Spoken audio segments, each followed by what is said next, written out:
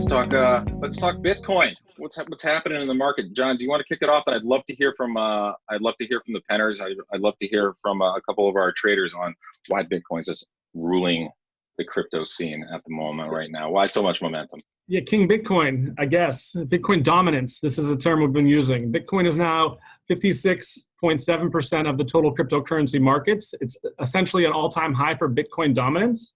And Bitcoin is posting 111% gain this year so far. It is a Bitcoin maximalist environment, which has been good for our funds as we love Bitcoin here. And stuff like Lightning Network's helping Bitcoin. But what else is helping Bitcoin? I'll take opinions on that. I mean, I think there's a lot of this that is also,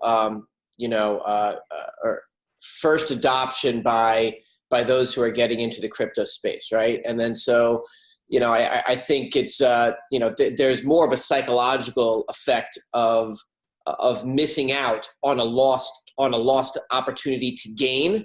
Like when the market's rising, to miss out on the FOMO there rather than actually on losing money in a down market. There's a weird psychological difference. So like people are more, like they can sustain the loss, but it's like mentally, but it's missing out on those gains that sometimes are even more painful.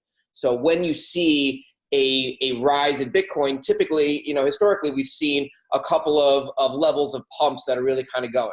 And I think you said we're sitting at about 56% dominance. I think historically when we were kind of pushing that last real heavy bull, I think we were pushing over 60% of it.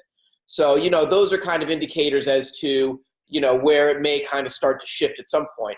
I think we talked about there was that 60-minute special that was out the other day with our good friend Charlie Shrem and a couple other notables in there that gave yet another, broad exposure to the mass markets on it. And what's that adoption? Someone sees it by the time they talk about it, by the time they register, sign up to an exchange.